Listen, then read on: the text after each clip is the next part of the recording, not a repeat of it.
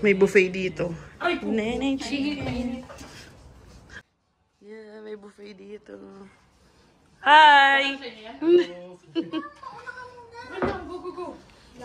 Ta-da! Neneng chicken.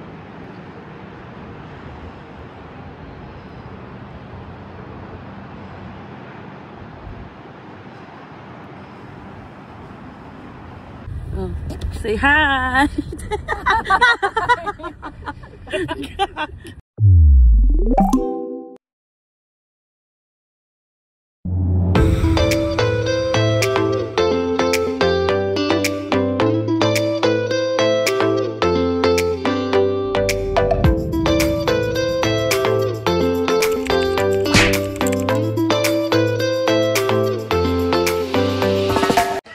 Napakalabihan ka. Pauwi na si Tita Milo. Pauwi na ng Pinas. Si Tita Milo. What is up mga kabayan? Today is November 15 and nagvo-vlog lang ako. I-insert ko to pag naisipan ko na mag-upload. Or pag may nabuo na akong vlog. Today is ang last day ng mga titas, November 15 and it's a Saturday.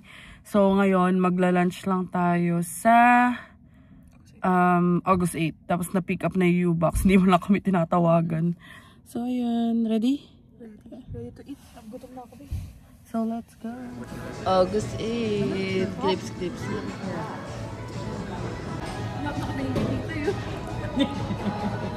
Madam Lee. Hello.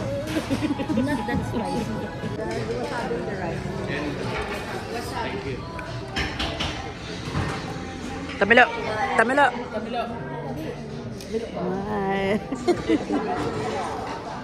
A few moments later. Uwian na. Tito Milo, umiyak na. Don't cry.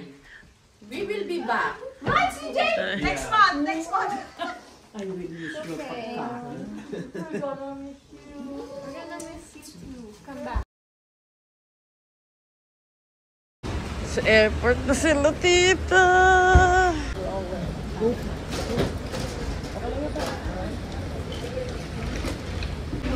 Uwian na ang mga titas. Bye-bye! Love you! Ang last gupit niya sa nice hair.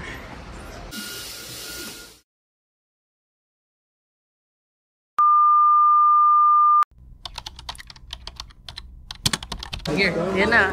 Last na Jollibee. Kasi malayo ang Jollibee sa pupuntahan namin.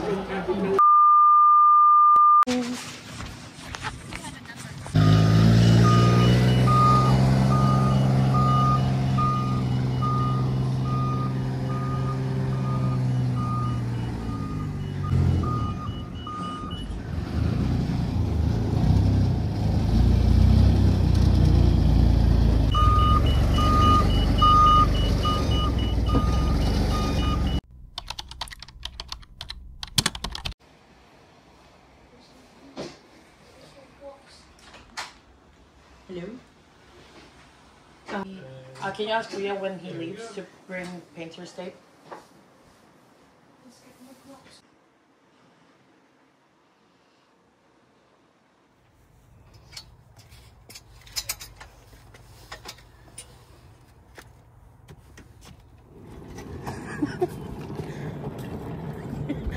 Holy Week ba yan?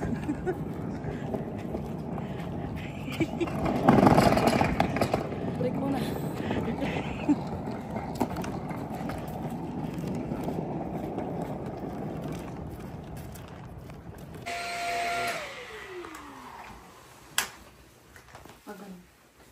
Uso mo pa.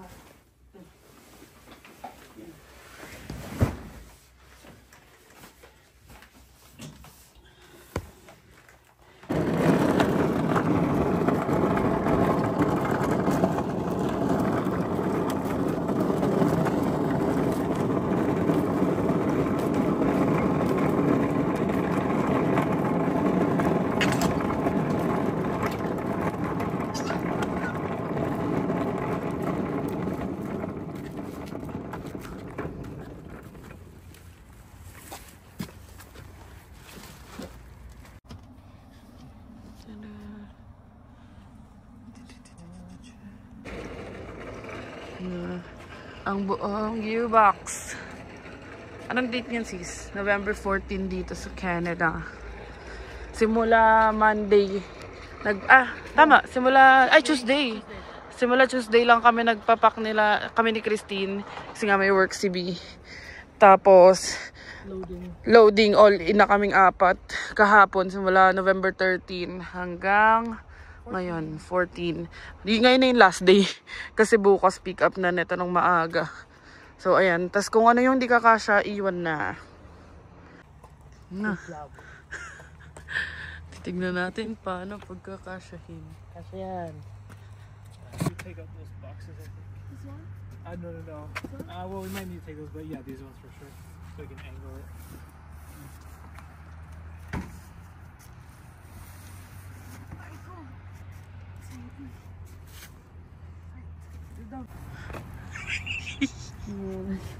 Natanggal yung ulo ko, kuya. Natanggal. Ay, yung ano mo, your light. It's upstairs. Oh, yeah. Push! Tinignan lang natin masisira natin.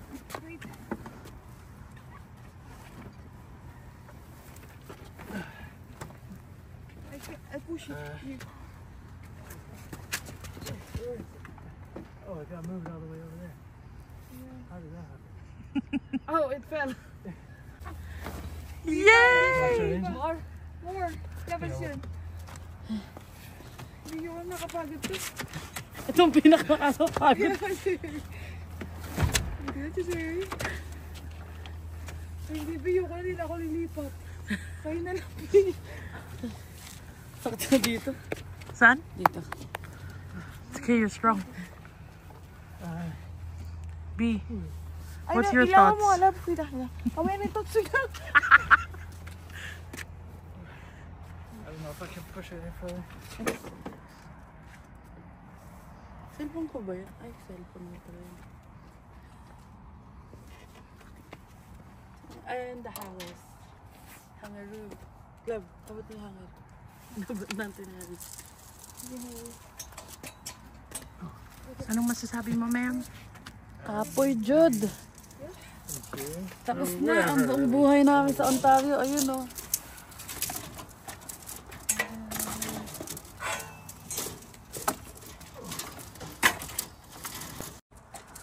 Tada!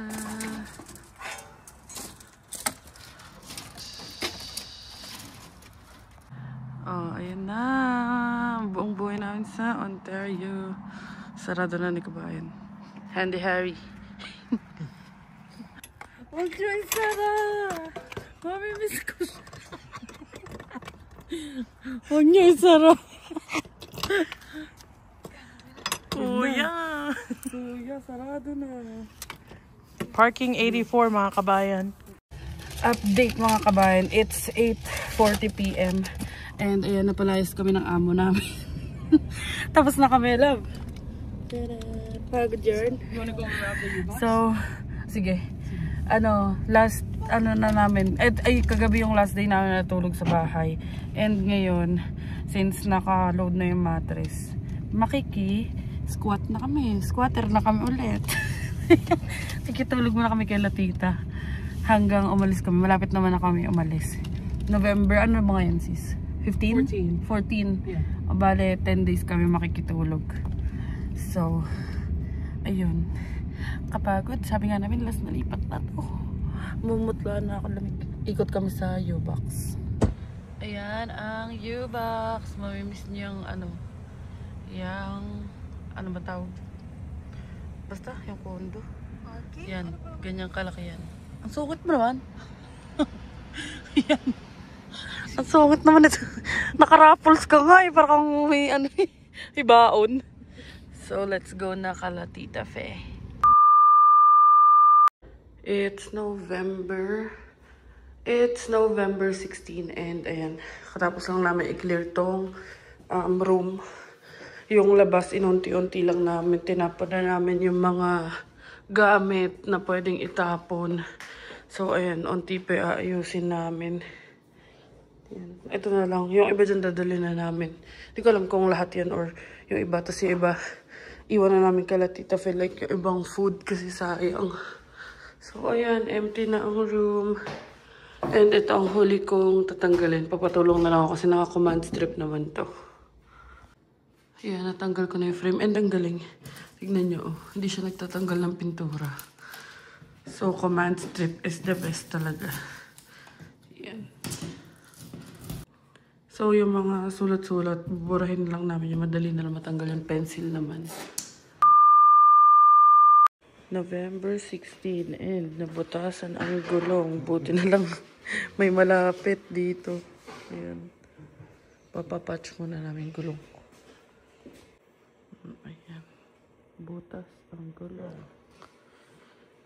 So, ayan. Buti na lang malapit lang dito sa amin. $65. Ay, 60 lang pa. 60 lang pala. Buti na lang bukas pa sila. Sunday pa man din ngayon. November 18 and last week na namin dito. And that's Kitty. Kit, what's your problem? And ito ang gawa ni Christina. Empanada dough. So, mag-slice muna tayo ng cheese. What's this? Cookie cutter. Ayan na. Si Master Chef. Si Gordon Ramsay. Ayan. So, update ko kayo later. A few moments later. So, what is up mga kabayan? Welcome back to our YouTube channel. And, ayan, this will be a sit-down vlog. So, bababa muna si kabayan. Para habang gising pa siya.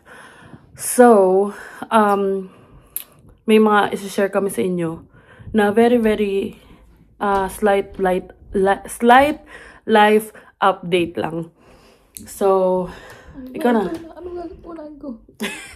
Ayun. So, this past few weeks, ang mga ginawa lang namin is kinita yung mga friends.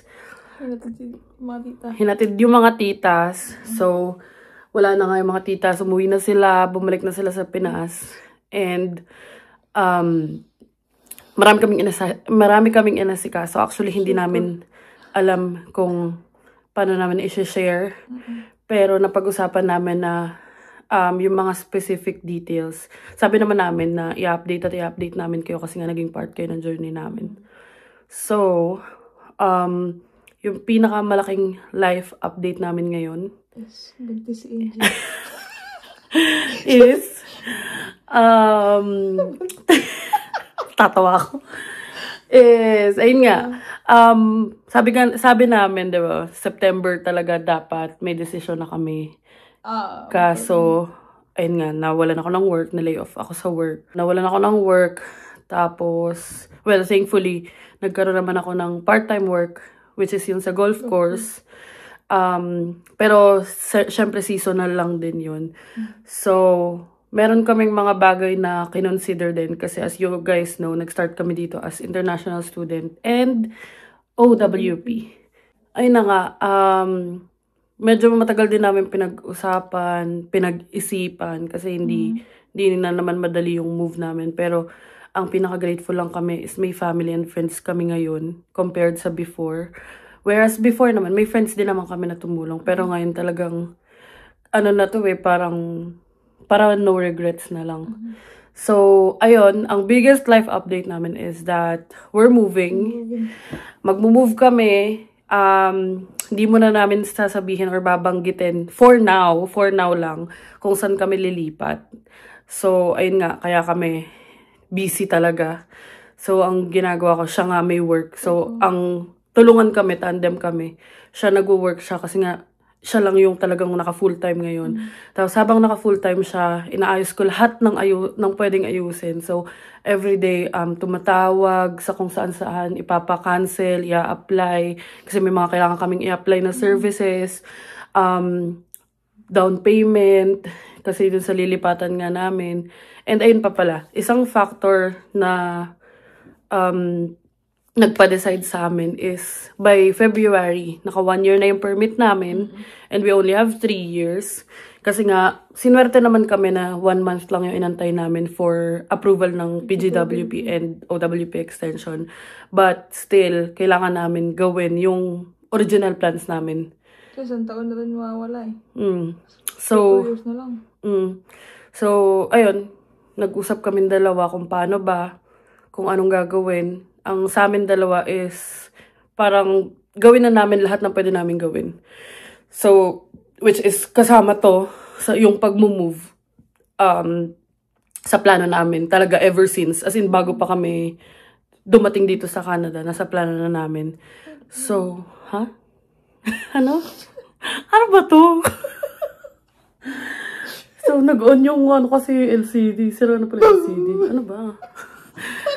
So, ayun na nga. Ay, ba't kaya LCD? Sira na yata. Parang lalabas na ako dyan ah. Ayan yun, nadidistract kami. So, ayun na nga. Ayun yung plano namin. And, syempre, isa rin sa mga kinoconsider namin is financial. So, hindi ko alam. Ang tagal ko talaga nagdadasal na bigyan kami ng sign, ganyan. Tapos, nag-scroll lang ako sa marketplace. Tapos, just so happen na nakita ko tong place na to, na ang kailangan lang namin is, ano ba yun? So, ayun nga, isa sa mga signs na hinihingi ko kay Lord is, yung mga bagay na pinoproblema ko, or pinoproblema namin is sana, matulungan kami, or like, magkaroon ng clarity. So, nag-scroll ako sa marketplace, tapos sinek ko tong isang property, and nakaswerte kami na 1 month lang yung kailangan na deposit. So, hindi kailangan ng advance. Tapos, na-verify naman namin, may physical location, may office. Bago, as in bago yung place. Kami yung unang magre-rent. Tapos, as in wala pang nung under construction pa. Oo. Pero, pag lumipat kami, okay na. So, tapos, by now, humingi naman kami ng update dun sa property management. So, nagbibigay naman sila ng update.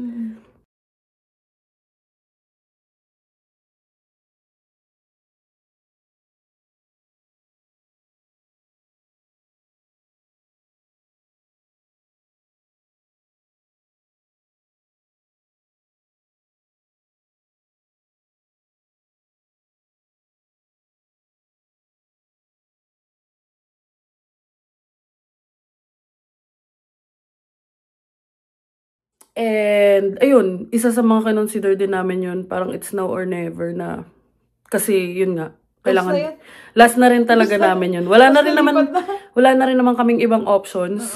So, sana samahan nyo kami sa mga susunod nating journey. Kaya natin kung saan tayo Dalhin ng tadhana.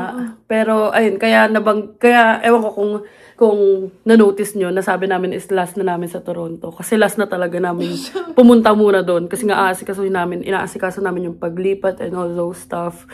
And, ayun nga, habang nasa work siya, ang dami kong pinagtatawagan, inayos ko yun sa new place, nag-pack. Tapos pag off niya naman, naglo-load kami dun sa U-Box, kasi nga U-Box yung gagamitin namin paglipat. And meron tayong mga onting ganap. And today, ito na yung last day namin. I mean, last week. Technically, last week. Dito sa Hamilton. So, mag-move na kami somewhere. So, samahan nyo kami, abangan nyo yan kung saan. Pero ayun nga, for now, hindi muna namin mamimension kung saan. Pero, sasabihin naman namin. Hindi naman namin forever i-hold. Abangan nyo na lang. So, kung may magko-comment dyan, magtatanong, mag-PPM, hindi ko rin talaga masasagot. Kasi, we both decided na saka na lang. Kapag ready na, kapag okay na. Pag na-vlog na namin. And, yung mismong biyahe namin, i-document namin as a vlogger naman. So, ayun nga, kami naman, dino-document lang din namin yung mga nangyayari dito sa amin. So, ang sa amin lang is something to look back. Something na i-update kayo kung ano na yung mga ganap sa buhay naming dalawa. So, ngayon tulungan lang kami. Siya, nag-work pa rin siyang full-time. Ako, since at this point, wala na yung U-Box. Nakabiyahe na siya. Ang ginagawa ko na lang is, syempre, yung mga kuryente, ganun, kailangan i-cancel sa condo. Yun sa tinitirahan namin ngayon. So, yun yung mga tinatawagan ko. Inaayos ko lahat ng pwedeng ayusin. Tinatawagan lahat ng pwedeng tawagan. Kasi kailangan ko rin, aside sa pag-cancel dito sa place namin ngayon, kailangan ko rin i-prep yung place namin na pupuntahan. And sa job opportunities, kung itatanong nyo, as of this point, nag-a-apply kami. And may mga pending interviews na kami pagdating doon sa pupuntahan namin. So, ayun. And kung may magko-comment about sa EI, naka-apply na ako ng EI as of this point, kahit wala pa naman. Kasi hindi ko pa rin sure. I mean, as of this point, talagang kapa-kapa muna kami and back to square one. Kasi tanggap naman namin pareho na ganito ang life sa Canada hanggat wala kang papers, hanggat wala kang permanent residency. Gagawin mo talaga lahat. Pag naranin ang mga kaibigan namin at ang family namin. At yun, kung napapansin nyo, dito kami kila Christine. Kasi since wala na nga yung U-Box, in-offer nila tita na dito muna kami. Lalo na nung pag-alis nila tita. And sakto lang naman kasi nung pag-alis nila tita, kami naman yung pumalit dito. And sabi nga nila, okay din sa kanila kasi at least may kasama pa sila. Tapos nalulungkot na, well, kami rin naman nalulungkot na next week maghihiwa-hiwalay na nga. Pero ayun lang yung life update namin. And meron pa tayong ganap with the friends. So, sasama ko pa rin kayo kung ano man yung mga ginagawa namin. Ganap sa mga Sa mga ates. Oo, sa mga ates. Sa mga ka-work ni B. Kasi meron silang farewell party. Kasi last day ni B sa Friday. So, ayun. Kahit ang hirap i-let go, lalo na nung work ni B. Kasi sobrang bait ng mga ka-work niya. Tapos umuokay na rin yung position niya. Tapos I mean, may opportunities, di ba? May career opportunities talaga. Sayang na. Kaso yun nga. Kung ang kailangan namin is papers, kailangan namin gawin ang kailangan namin gawin. And updated naman yung both families namin sa mga move namin and supportive naman sila. So, sana kung mapapanood nyo man itong mga kabayan, sana isupport nyo kami sa kung anong gagawin namin. Kung hindi nyo kami masusupport, okay lang din. Sinashare lang namin kung ano ang mga nangyayari. Para lang at least updated din kayo. So, malungkot man. As in, parang nung pag-alis nga ng U-Box, nung pagka-close ni Bianca ng U-Box, parang kung in-anxiety attack na ewan. Iyak ako sa kotse. Sabi ko parang, doon ko na-feel na totoo na. Kasi nung mga past few weeks, tinutulungan ako ni Christine na mag-pack ng mga damit. Kasi nga nasa work siya. Tapos, ayun lang yung ginagawa namin ni Christine. Nag-start kami sa mga damit. Tapos yung mga big items, tinulungan nga kami ni Harry. Tsaka si Bianca. Kasi nga meron naman sila nung Dali ba yun? Oh, yun. Sobrang swerte lang din talaga namin nakaalalay sa amin sa point ng buhay namin na to. So, ayun, sobrang busy lang din namin. Tapos ngayon, ang kailangan na lang namin is i-clear totally. Kasi sa condo, ang na-clear na namin is yung bedroom. So, onting linis na lang. Natapon naman na namin yung mga kailangan itapon. And, ang maganda rin dito, ang maganda sa mga nangyayari is nadala namin yung mga gamit namin. Pero iba sila benta namin. Before. Kasi nga, ang expected namin is wala kaming dadalhin talaga. Kaso parang winay din namin. Parang mas reasonable kung dadalhin na lang namin kung ano man yung nagamit namin para... Hindi na kami bibili ng bago. Tapos ayun pala, ma-share ko lang din. Dun sa lilipatan namin, talagang nahihirapan ako maghanap. Parang sabi ko nga, wag na lang. Dito na lang tayo humanap, ganyan. Kasi it's either street parking, or walang washer and dryer, or walang vent yung kitchen. Ayoko naman ng ganun. Tapos naswertehan ko nga na ito, lahat meron. May sariling parking, bagong gawa. Tapos yung 5 na main na appliances, yung washer dryer, microwave, fridge, dishwasher. Ano pa nga isa? Kalimutan ko isa. Stove. Meron. Tapos may sarili kaming parking. Tapos sobrang lapit namin sa lahat. So, abangan nyo yan mga kabayan. Sobrang excited na rin naman kaming dalawa i-share. Pero sana mabigay nyo yung moment na to sa amin muna. Kasi, as a processing pa rin kami. Processing pa lang din naman kami ng mga nangyayari. Kasi nga, sobrang... Basta halo-halo yung emotions. Parang na-excite, na natatakot, na nalulungkot. Pero... nandun yung parang hope sa amin na at least pagdating namin dun, start na talaga ng laban. Start na ng pag-aano namin sa mga papers namin, pag-ayos namin sa papers namin. So, ayun lang naman mga kabayan ang gusto kong i-share, ang i-update namin.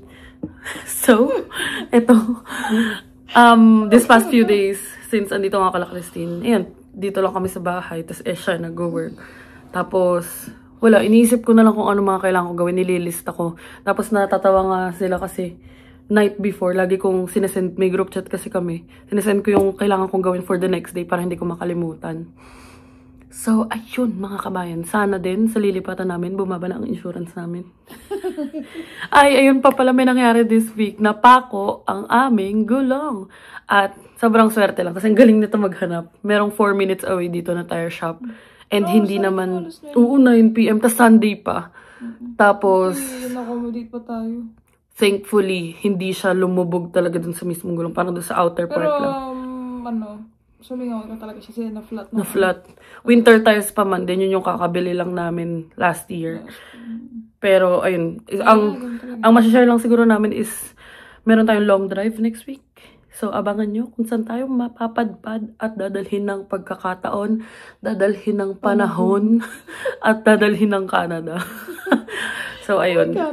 Pero, thank you din sa mga nagsusupport sa amin. Kahit papano. Nalilibang pa rin ako sa pag-YouTube. Tapos ngayon, nayaya ko siya kasi nga ito yung hobby ko, ang passion ko.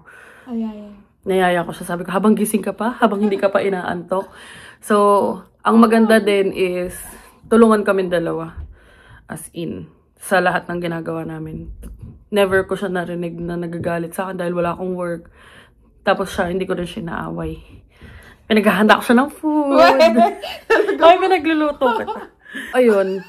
Ayun ang maganda ngayon. Medyo less away kami. Nabuburingot lang ako sa kanya minsan kasi ang dami kong gagawin. Tapos may time pa na parang sa sobrang dami ng gagawin, biglang sumakit yung ulo. Nalala mo yun, nahilo ako. Kasi nahilo ako. Pero, ayun, sad, pero exciting. And, wala, kailangan mo maging resilient dito sa Canada. Hindi pwedeng pahiga-higa lang, or hindi pwedeng Jesus take the wheel, kasi baka batukan na tayo ni Jesus. Kailangan, ano ba yun? Parang, nasa Diyos ang awa, nasa tao ang gawa. Yun yung inaano namin. Nagpa-pray kami na sana i-guide kami sa lahat ng decisions namin. So, ayun mga kabayan, gumagawa si Christine ng empanada at tutulungan na natin siya sa taas. So, ayun lang yung update namin. Gagawa mo siya empanada. Gagawa kami ng homemade empanada ngayon. Kasi nakapost sila sa taas kasi nga bumili pa si CJ ng mozzarella. So, yun yung ginagawa namin. Movie marathon, pa-PlayStation sila CJ, food trip. Yun. So, ayun. This week, wala na. After this week, dalawa na lang kami magtatangahan. Pero yung mga, siguro yung mga interview namin, kung kaya kayong isama, itatry namin kayo isama. And yung pag-aayos ng bahay, nakakatawa kasi yung buong buhay namin dito sa Hamilton, nag-fit siya in one box. Pero, yun, laban tayo. Yung mga details, like yung magkano, kung ano yung mga inasikaso ko specifically, saka ako na babanggitin, siguro pag nakapag-settle na kami, kasi ngayon medyo makalat pa talaga yung thoughts ko. So, ayun, akit na muna tayo. And, i-update ko na lang kayo sa mga susunod na kabanata, mga kabayan. Thank you so much for watching. And, salamat sa pagsama sa amin sa journey namin. And sana huwag kayong magsawa. Please don't forget to like, share, and subscribe to our YouTube channel. Adventures in Canada. Follow us on our Facebook page, Adventures in Canada, and follow me on TikTok at @IMainJakin_. And thank you so much for watching mga kabayan, and see you on the next one.